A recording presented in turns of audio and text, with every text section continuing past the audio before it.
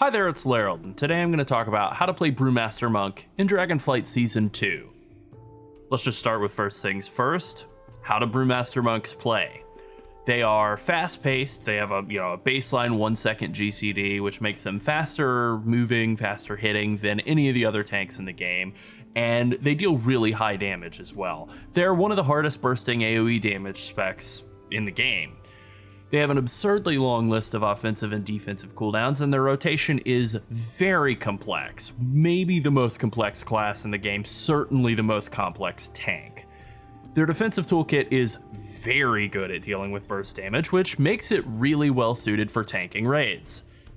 Brewmaster Monks have historically had very poor self-healing, but actually they have really strong self-healing now too. That's a pretty big change of pace, but I mean, it's a good thing to have a lot of self-healing. Ultimately, Brewmaster Monks are really strong tanks if you can manage their enormous, complex toolkit, but they're pretty unforgiving while you're still learning, and because the class is so complex, it takes a lot of time to learn it all. In terms of what Brewmaster Monks are good at, I think their greatest strength is living through burst damage. It's just something that most other tanks aren't capable of doing without the use of like major cooldowns, like Divine Shield and Shield Wall. Those are things, cooldowns that you can use to like live through hard bursts, where Brewmaster Monk can either hit Celestial Brew, which is maybe a 30-second cooldown or less on average, maybe just stagger it and hit Purifying Brew. Brewmaster Monks are also very good at dealing damage, and they have incredibly high mobility. They have good damage mitigation cooldowns, and they smooth out all incoming damage very effectively. They do compensate for this by taking more damage than other tanks, and thus needing more healing than other tanks, but they're able to multiply incoming healing thanks to Celestial Fortune, so this really doesn't wind up being a problem in raids at all. It can be a problem in Mythic Plus at times, but again, because Brewmaster does so much self-healing now, it really has ceased to be an issue as Season 1 of Mythic Plus has kind of come to a close and Season 2 is about to start up in the next couple of days. Brewmaster Monks are looking like they're going to be one of the stronger tanks in Mythic Plus, and they're certainly going to be one of the stronger tanks in Raid. In terms of Mythic Plus in the next season, there are 3 new affixes. Afflicted, which is a Dispel affix, which is great for monks, the ability to dispel disease or poison off of those mobs and help with that affix makes them a really strong choice. It's right on par with Paladin. Incorporeal is another affix where monk's ability to do a hard CC on those mobs with paralysis makes them really strong. And Entangling, the third of those 3 affixes, is really not that difficult, but still, monk's ability to prematurely break that Entangling vine off of themselves or other players using Tiger's Lust is really strong as well. Monks are probably going to be the number 2 overall tank in this upcoming season, if I had to guess. I can honestly say I've never been more excited to do a season of Mythic Plus than I am feeling right now about the upcoming season of Dragonflight Mythic Plus, and a lot of that is just simply the new affixes and the reworking of everything. And, I will be playing Paladin during the Mythic Plus season for sure, but playing Monk in the next season is going to be a blast. One thing that I think is really going to help Brewmaster Monk out in the next season of Mythic Plus in particular, and why I keep harping on Mythic Plus here, is their tier set bonus. Brewmaster Monk's tier set bonuses are simple but very effective. They're almost borderline passive. The 2-piece bonus grants you 20% more damage with Blackout Kick, which is good in single target, great in multi-target cleave and AoE, and it gives you a 10% chance to not reset your elusive brawler stacks when you dodge. The damage increase is good. The increase to the amount of attacks that you're going to dodge is excellent, especially in Mythic Plus.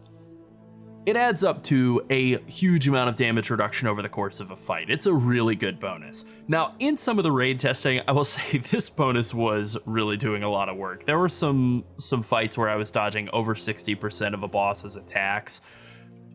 That's insane, especially some of the bosses like Rashok, who are pure single target bosses, aren't like dual wielding and hitting very frequently, and spend a lot of time casting spells at enemies, so you're other players so that you can like build up a lot of mastery stacks in between some of their auto attacks.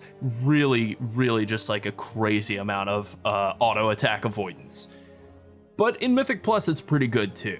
The 4-piece bonus makes Rising Sun Kick grant a stack of Elusive Brawler. It also makes it so that when you dodge, the damage and critical strike chance of your next spinning Crane Kick or Rising Sun Kick is increased by 5%, and that stacks up to 5 times. Now, there's been a bit of a bug late in testing where when you would cast Rising Sun Kick, it would only consume one of those 5 stacks. I'm sure that, if it hasn't already been fixed, will be fixed fairly early on. I'm confident they don't intend for that bonus to be that strong. But even still, again, AoE tanking, and because there really is only like one actual AoE fight in the raid, this is why I keep harping on Mythic Plus. It's basically a bunch of training dummies with mechanics, and then the only AoE in the game will be in Mythic Plus. Because this bonus is like so tuned around the idea of dodging a lot, it's gonna really add a lot of damage to Monk in Mythic Plus, where they already deal a ton of damage. That's great news. These are both really good bonuses. They fix the issue that I've had with Monk of Rising Sun Kick not having a defensive value, unlike all the rest of their offensive skills. It adds a lot of damage and defensive value to Monk, and it decreases your average damage taken from auto attacks by a lot. That's really good. That's basically always been the biggest problem with Monk in Mythic Plus, and it just kind of fixes something that Monk really, needs fixing.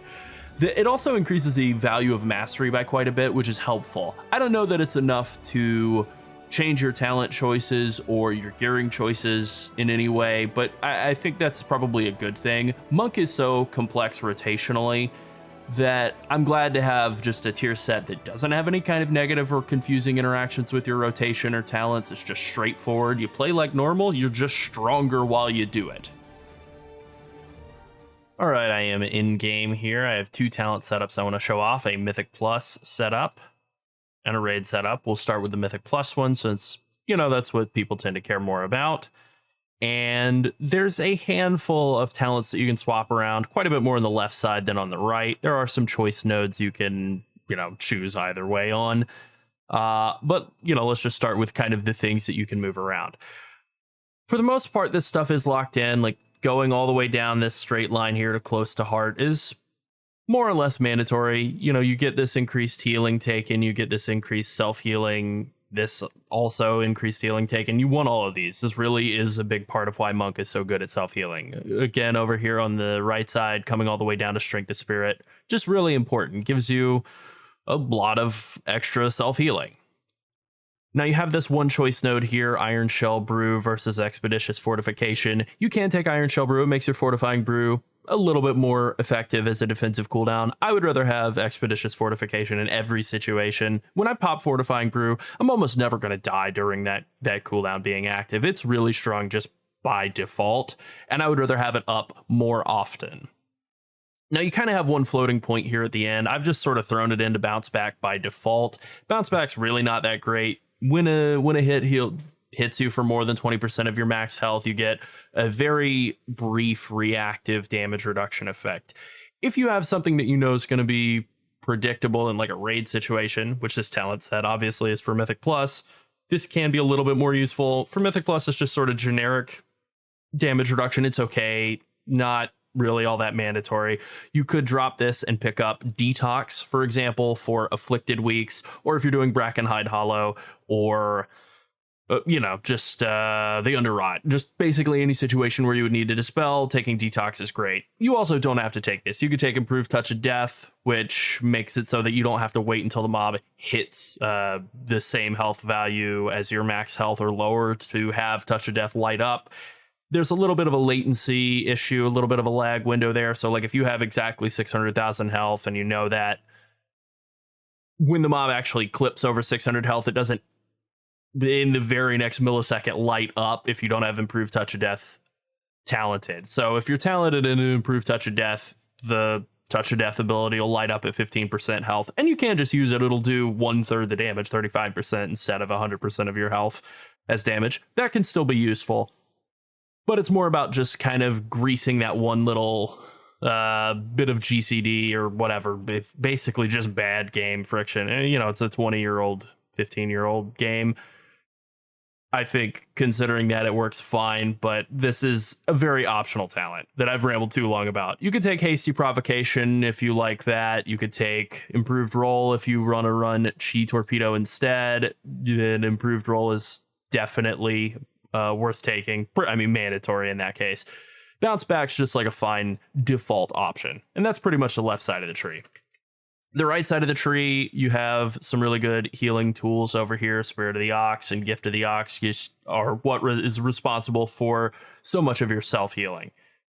Quick Sip really gives you a lot of damage reduction just by playing through your standard rotation.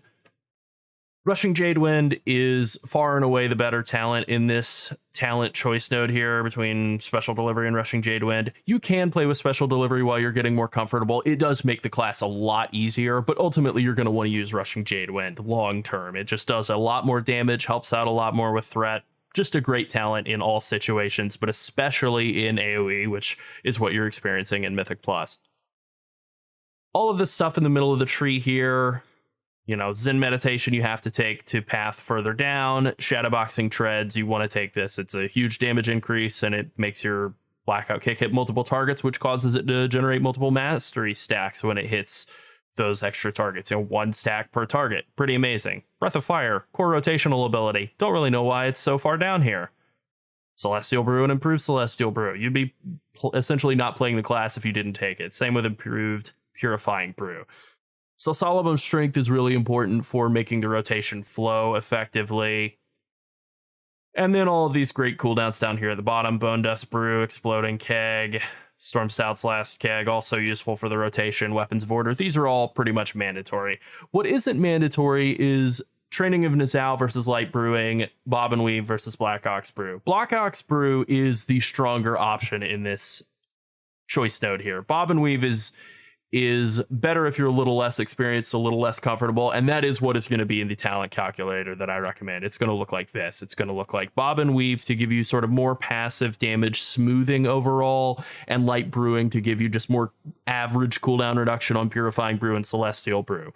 Once you get comfortable with this play style, this setup, you can try swapping over to Black Ox Brew. The ability to Purifying Brew, whatever, to being able to Celestial Brew, and then hit Black Ox Brew and Celestial Brew, 10 seconds later, maybe, if you're dealing with a lot of incoming damage on a really hard pull, is invaluable. There will be long periods of time where I'm not being challenged defensively and I'm just kind of sitting on Black Ox Brew, and that's okay. It's not really that big of a deal. If you're not being challenged defensively, you're not being challenged defensively. You don't really have to worry that much about maximizing every defensive aspect of your kit. It's the offensive aspects that you want to focus on. And Light Brewing is a good defensive talent. I mean, really good. Training of Nuzao is also a good defensive talent, especially in Mythic Plus, and because it gives mastery is a valuable offensive stat too, it's a good offensive talent. So ultimately, you're going to want to transition to using Training of Nizao and Black Ox Brew as your eventual setup. But like I said, in the talent calculator, the setup I'm going to be recommending is using Bob and Weave and Light Brewing.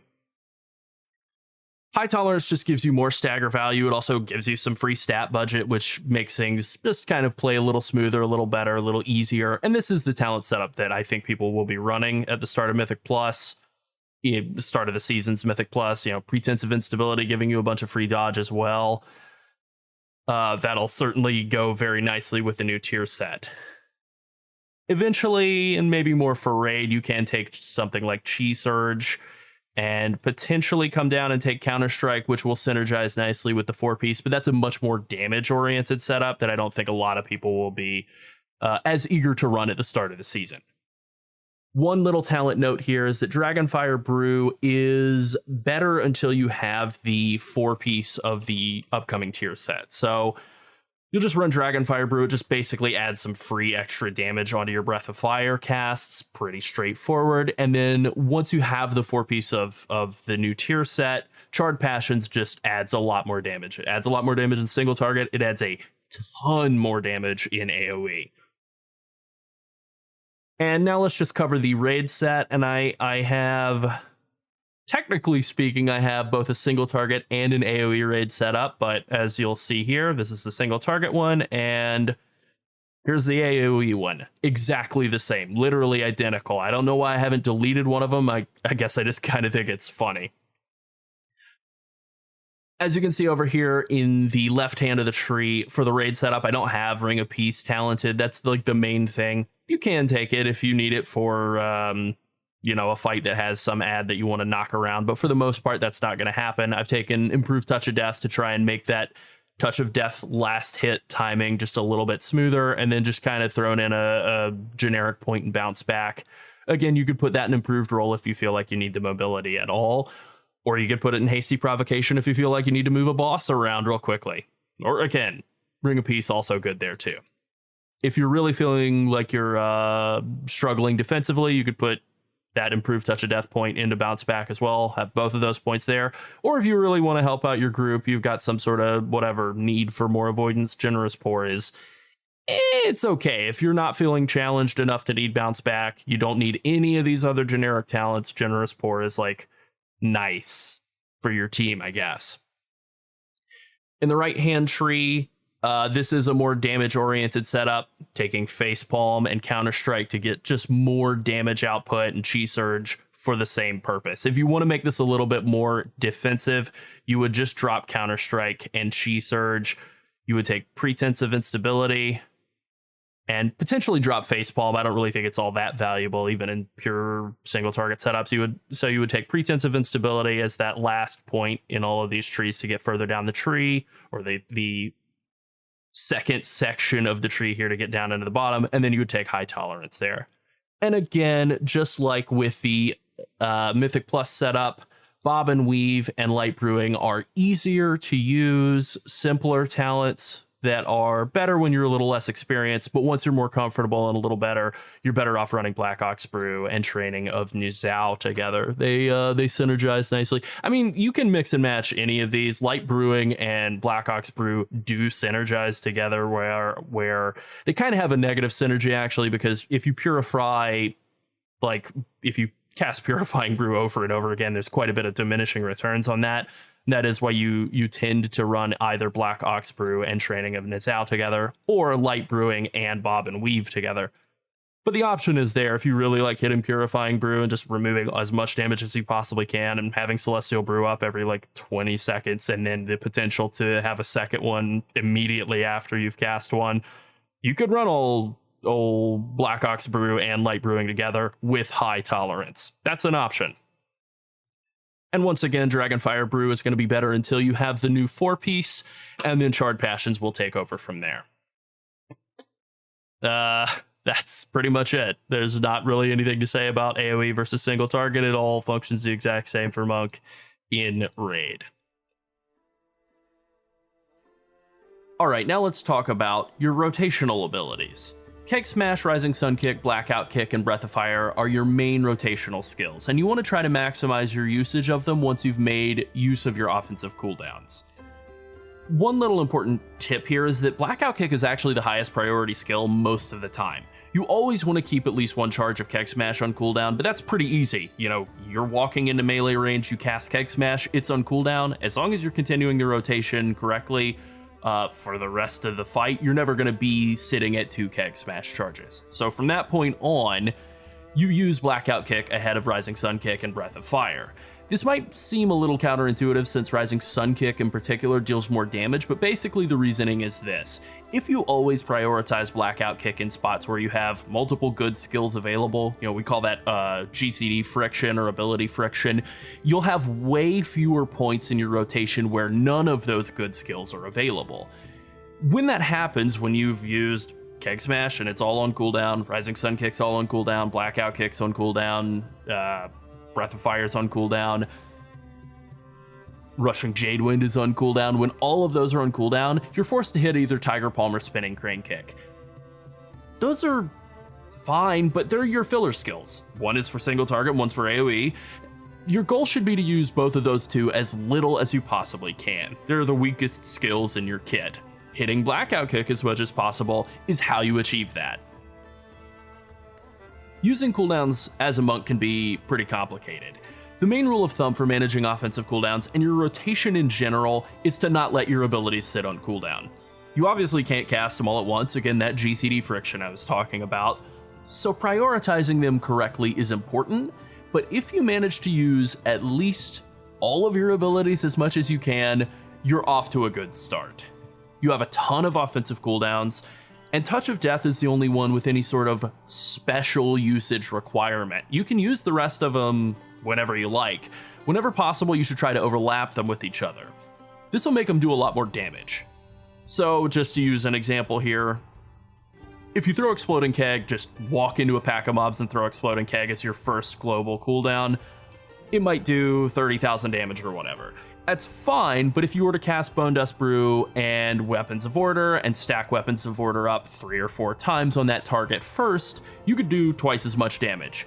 And if you're using stat potions and on-use trinkets and all of that kind of thing and getting Sophic Devotion procs, you might be doing triple or quadruple damage. You might be doing over 100,000 damage with that same Exploding Keg that would have initially just hit for 30,000 damage. Basically, it means you kind of have to think about how you play your rotation like a damage dealer would, like a Fire Mage or an Assassination Rogue or something, when you're using all of your offensive cooldowns, which is very different from the way that most other tanks play. At the most complicated other tanks you might get on a warrior, you hit Avatar, which is off the global cooldown, you hit Demoralizing Shout, which is on the global cooldown, then you hit Shield Charge and Thunderous Roar, and then that's it. I guess Ravager too. There you go. You had 1 off GCD offensive cooldown, 1 on GCD damage buffing skill, and then 3 on GCD offensive cooldowns. For Monk, everything's on the global cooldown. It all does damage and buffs and interacts with each other, and you have this rolling damage buff that you're stacking up through Weapons of Order, and you're trying to hopefully get your high damage skills in while Bone Dust Brew is still up, and hopefully get some procs out of that, and then you're also managing like stat procs and potion usages, and it's a lot. Another important note here before I move on from offensive cooldowns is that Exploding Keg deals extra damage for every hit you land while its 3-second debuff is active, so before you cast it you want to refresh Rushing Jadewind, then you want to throw Exploding Keg out and follow up by hitting Spinning Crane Kick 2 times in a row. You should do this every time you use Exploding Keg. It's the most important aspect of maximizing that ability's damage per cast, and it's your biggest source of burst damage. Now let's go over your main defensive skills. You have Celestial Brew, which is a big ol' absorb shield. It's pretty uncomplicated. You should use it whenever you need to mitigate big predictable burst damage from bosses. Usually in raids that's like the tank hit. In Mythic Plus or during trash and raids, you basically just want to use it whenever you're taking a lot of damage and you need to protect your health pool and heal back up. Purifying Brew is your most commonly used defensive skill. It reduces your incoming damage. You can sort of think about it as like a damage reduction skill you use whenever your stagger value gets kind of high, or just whenever your health drops low. It's sort of like a reverse hot, whatever. It just removes damage coming in. This tends to overlap with a lot of damage incoming. You know, if you're taking a lot of damage, you're going to be staggering a lot of damage. It kind of makes sense. Using Purifying Brew is generally the sort of thing you develop a feel for the more you play Brewmaster Monk, and it's probably the one that is the most like feely craft of all of the tank abilities. I think it's the question that players ask the most about when they're starting out on Monk, but because you only remove 50% of your stagger, it's probably like the most pertinent question and the most irrelevant, to quote a terrible Matrix movie. It's something you actually don't need to micromanage that hard. There's huge diminishing returns in using Purifying Brew several times in a row, like very quickly, with 2 times within the span of 5 seconds. So you usually want to stagger your Purifying Brew casts out a bit, but there can be times where you'll purify and then immediately take another huge hit and be back in a red stagger, and it's worth doing. But usually every 8 to 10 seconds it'll get the job done. That's pretty much it. Expel Harm is your main heal.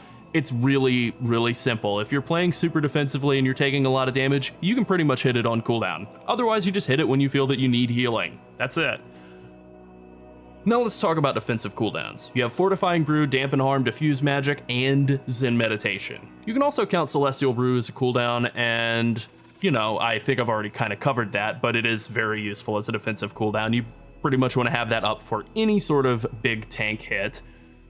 All of these are useful. Fortifying Brew and Dampen Harm are useful for pretty much everything. Diffuse Magic is only useful for magic damage, but it's incredibly strong for mitigating magic damage. It also has a magic debuff dispel. Technically, it reverses it onto the caster, so sometimes that can be useful for flipping a debuff back onto an enemy, but that's fairly uncommon. Either way, it's still really good, and the cooldown is really short, only 90 seconds.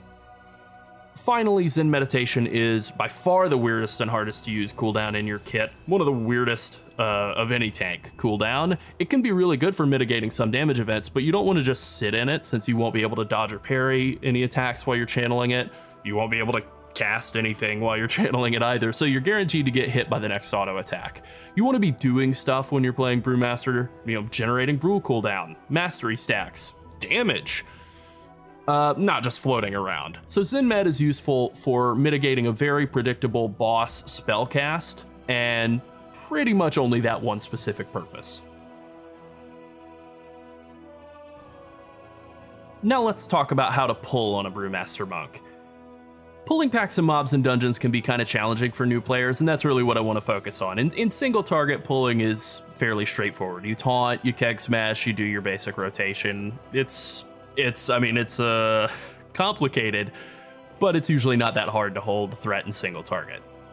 In AoE, it's quite a bit more challenging. So if you're running Rushing Jadewind, and this is why you would use Rushing Jadewind, you want to precast it before you run in. That'll give you a lot of free AoE damage and threat, just for literally being in melee range of mobs. Keg Smash is the first damaging skill you're going to use on a pack of enemies once you're in range, and ideally you'll try to hit a mob toward the center of the group so that the Keg Smash will actually AoE every mob that's in the pack. If you have Bone Dust Brew, you can cast it while you're still walking into melee range. You do want to use Keg Smash first, because Bone Dust Brew is on the GCD, but it doesn't do any damage or generate any threat, so you definitely want to hit with a damaging skill or two. You have that Rushing Jadewind going already. You hit him with a Keg Smash, maybe you hit him with a Breath of Fire as well, or a Spinning Crank Kick, or both. Then you use some of your offensive cooldowns, things like Summon White Tiger Statue, Bone Dust Brew, Weapons of Order. Get those Weapons of Order debuffs stacked up, have Bone Dust Brew active, and then once everything's, kind of all set, hit him with an Exploding Keg and a couple of Spinning Crane Kicks. You'll get a huge burst of damage. You'll absolutely be riding high on threat. Everything will be locked up. Getting Keg Smash and Breath of Fire up early in a pull is important just to ensure both that you've locked up threat and that you have your active mitigation up. Once you have everything, locked up from a threat standpoint, you can blast all of your offensive cooldowns, do a ton of damage, and you'll be good to go. In terms of stats, monks want to enchant and gem for versatility, and then crit is your second best secondary stat. Agility is very valuable, so whenever possible, you want to maximize your item level. This is especially true when it comes to weapons. Like, even if the stats are bad, I would wear an item level weapon upgrade. The only exception there, I think, would be in the case of dual wielding versus a two-hander. You'll have to sim yourself to know exactly what is or isn't an upgrade in that case, but generally speaking, it's about a tier of item level. At least in the past, it's been about a tier's worth of item level. So we're talking like a heroic two-hander would be about on par with dual-wielding normal raid level weapons. 13 item levels or so, something like that. It may be a little worse now to dual wield because stat budgets have gone up, but enchants have stayed the same. So it might be more like 6 to 8 item level, but whatever, around that range. Ideally, you do want to dual wield. 2 enchants are better than 1. All right, let me just finish up here by saying I really love playing Brewmaster Monk. I like everything about the class. It's incredibly complex. I like that aspect of it. It remains fun. No matter how long I play it, it remains fun. I certainly always feel like I'm getting a little bit more comfortable with just different little aspects of the class. The micromanagement of how to get all my offensive cooldowns out at the start of a pull while also maintaining threat and keeping myself healed. And just all the little aspects of things to manage in the rotation. It's really quite compelling that there is so much to learn and work with. It's also pretty good exercise for my hand and wrist. That might not be a selling point, the opposite probably. But it is certainly a fun class. I think that's probably the biggest selling point I can give to it, is just as strong as it is, as complex as it is, and daunting as it is very fun to play. And I think a lot of that comes from that base 1 second GCD. It's such a good design. It feels so much more responsive and snappy to have that 1 second GCD. And really, it's just so awesome to play Brewmaster Monk in a version of the class that deals really good single target and AoE damage and has a bunch of offensive and defensive cooldowns. It's such a dramatic departure from everything that Monk has ever been in the past, but it still feels like Monk. It's fast-paced and just really awesome. And the healing is great. The fact that Monk has a half-second GCD on an insane self-heal, it's something that I think a lot of people just gloss right over. They just completely don't realize because they're so fixated on how incredibly strong Paladin is. And it is. Monk is also very strong. The barrier to entry really is just the complexity. But once you get past that initial issue of needing like 700 fingers to be able to play the class, it is an insanely strong tank. And I can't wait to play it in the next season. Alright, that's it. Thanks for watching.